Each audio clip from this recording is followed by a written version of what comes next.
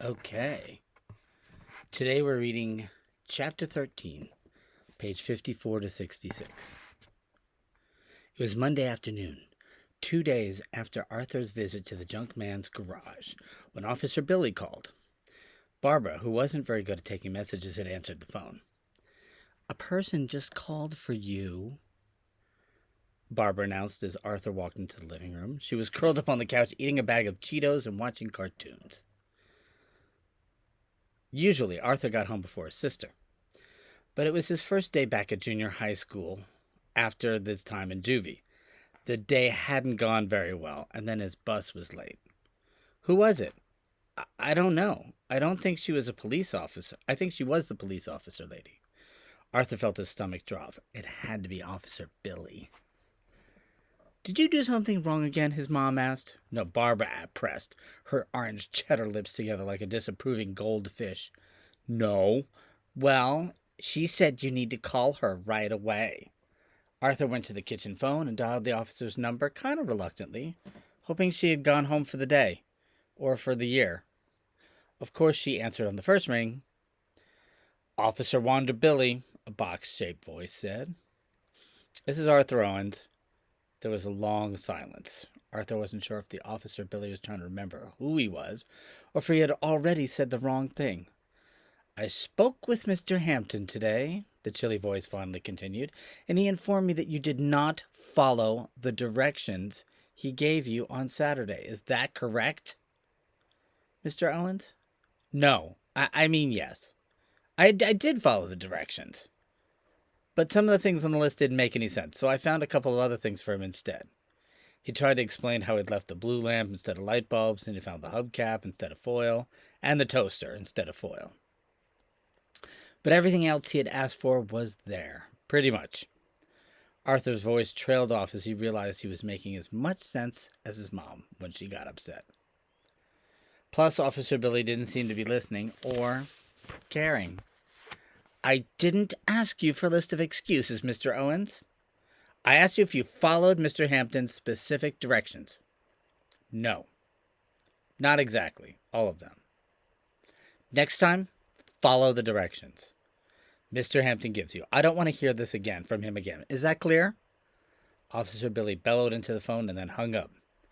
Arthur heard himself saying "yes, ma'am" to an empty dial tone.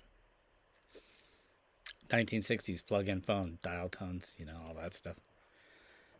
So I'm on page 57, and today's assignment, it's going to say, what was Arthur's first day of school back? I think I worded it a little different. What was it like for Arthur to be back at school? And I asked you to just write at least 5 sentences, and I asked you to give 3 pieces of evidence, but I'm not going to say worry about paragraph form. I'd like you to do this in one sitting, like a first thought, best thought writing. Just this is what was it like for him to be back at school?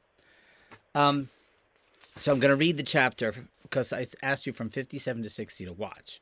And then actually I have some quotes that I'm going to show you on screen that you can stop the video and use in your writing if you like, okay? Arthur's first week back at school was about as successful as his first day at probation. Going from juvie to school was like going from one extreme to the other. In juvie, you learned how to avoid everyone else.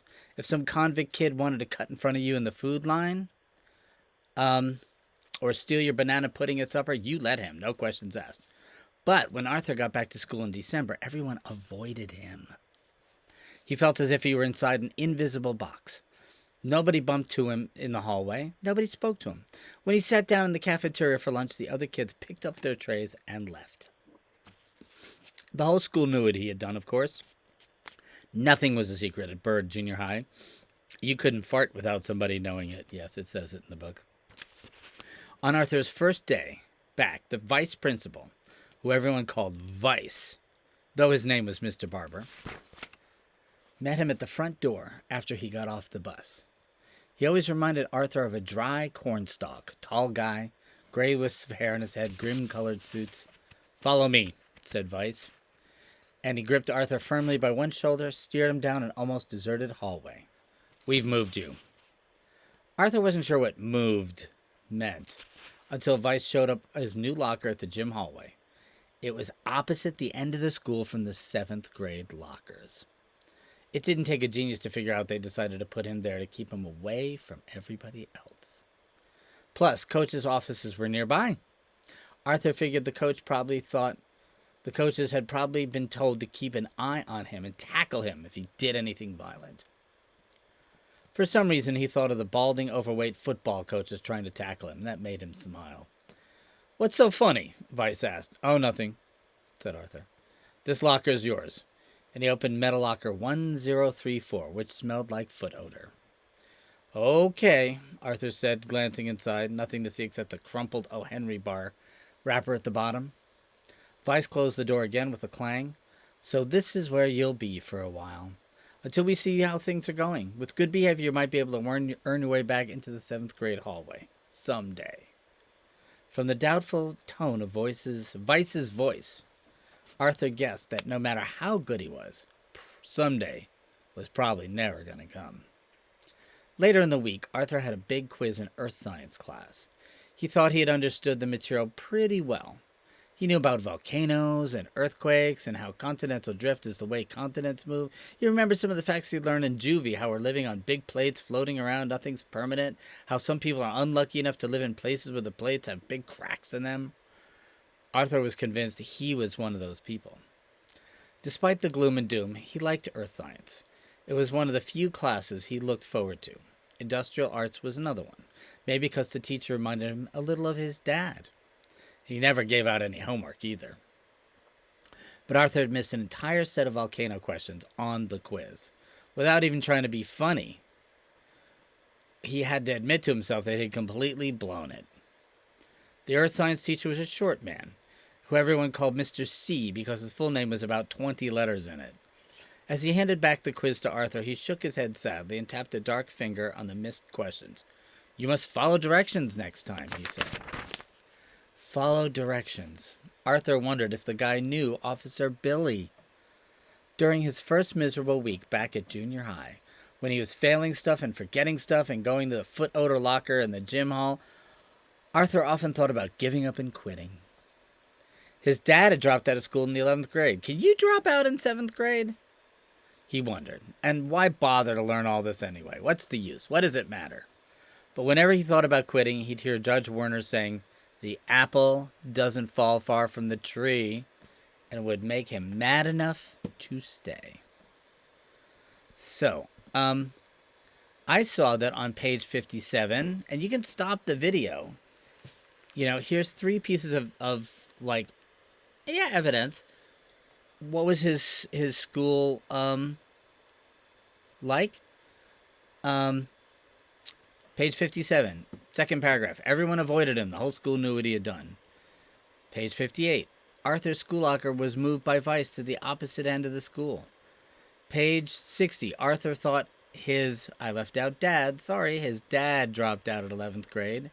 Maybe he would too, but he was only in 7th grade. I'm sure you can also find there's many just quick examples of what was Arthur's initial experience back at school like. It didn't go so good. And then that last part I'm actually paying attention to now. It says, "The apple doesn't fall far from the tree, and it would make him mad enough to stay." Arthur wants to prove that he is going to be different than his dad.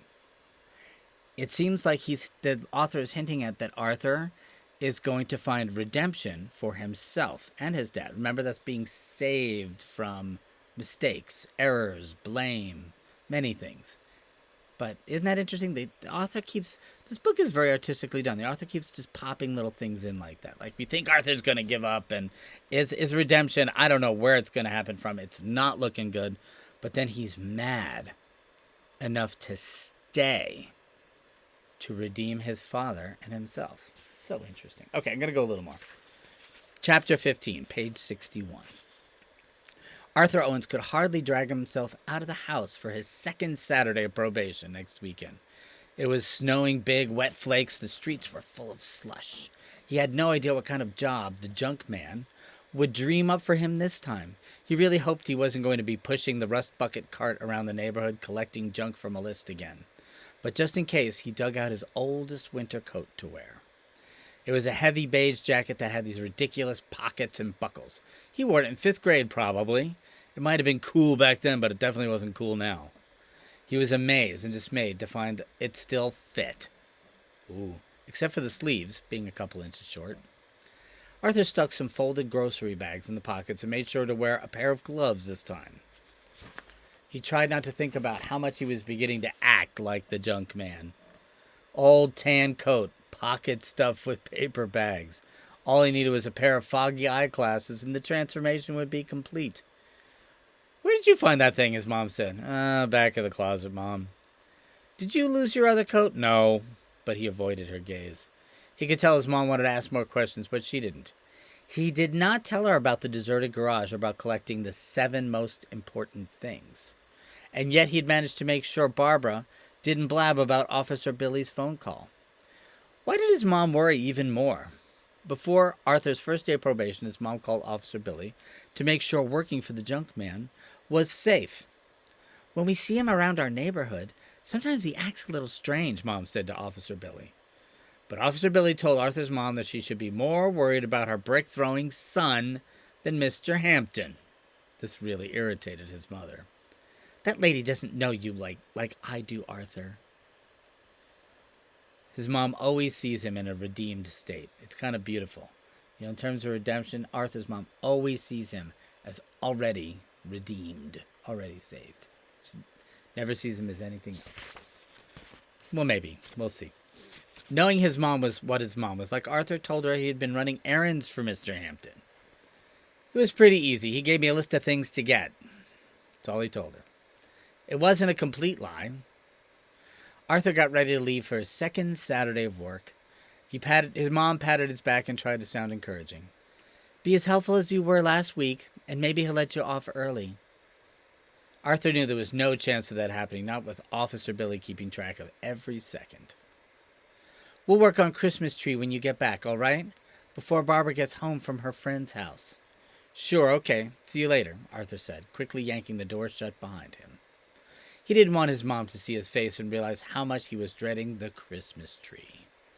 Actually, he was dreading it way more than 4 hours of work for the junk man. This becomes important later. By the way, I'm going to point that out. Christmas and the Christmas tree. Arthur's father had always been the one who put up the tree, and that's why, actually. 2 weeks before Christmas, he dragged the boxes down from the attic to assemble the fake tree and do the lights. It took him hours, and it never put him in a good mood. Again, this is what's kind of more 5th grade, 6th grade about this book, how we go back and forth in time with no cues. You got to pick up on it. So this is Arthur's memory of his father putting up the Christmas tree. But when it was finished, the tree was a work of art. That was what he used to call it, a work of art. Some years later, they'd leave his work of art up till February, when Arthur's mother would have to dust off the branches before they put it away. This year, though, the tree was still in the attic. Arthur knew his mother and Barbara were counting on him to take his dad's place, but he couldn't bear to think about putting the tree himself up, at least not yet. He slogged through the slushy streets to the junk man's neighborhood. He tried to get his mind to focus on something else. What kind of crazy stuff would the junk man have him searching for this Saturday? Toilet paper rolls, cigarette butts, used toothbrushes. He didn't think he'd be able to find a mirror if that was still on the list, or light bulbs. He'd just borrow a lamp from home if he had to. He wasn't going to waste his time scrounging for a stupid light bulb. What he'd like to find was a good pair of boots. He glanced down at the pair he was wearing. The rubber soles were cracked and they were leaking. Remember, this is the snowy, cold winter of the East Coast. A slow dampness crept into his toes. Since the weather outside was bad, he thought maybe Mr. Hampton would have him working in the garage instead.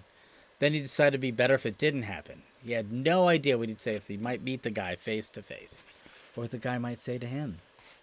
Fortunately, the garage was deserted when Arthur got there. As he walked up the gravel alleyway, he could see the door with the drippy address numbers was closed firmly. The side door was locked, and the cart was in the same spot as last week. The cart appeared to have everything he collected still in it, too. The ugly turquoise lamp, the toaster, the ginger ale cans, everything. Officer Billy was right. He didn't like any of it. As Arthur got closer, he realized a few things were different, though. The cardboard was gone, and the silver temperature knob had mysteriously disappeared from the nice toaster. At least he thought it had been attached when it was there. Arthur noticed a different sign, though, taped to the grocery cart handle. He stepped nearer to it. Read what it said. The first part of the message was the same list of the 7 most important things he had been given the week before, with the same misspelled Arter on top. But at the bottom of the sign, the junk man had added a few more words.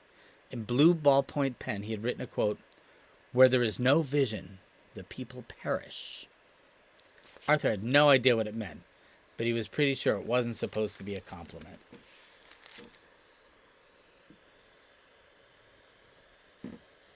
Where there is no vision, the people perish. Vision and redemption. Redemption, saving things and having vision. We had said in our last book, I'd come upon the theme last couple of reads, having vision in the midst of very chaotic times. And perish does mean die, but some people also take perish meaning as not living. Do you know what I mean? Not actually physically dying, but that people are alive, but somehow they're not living. Where there is no vision, the people perish. We're obviously going to talk about this much more. I stopped here for now. Page 65. And we'll pick this up tomorrow.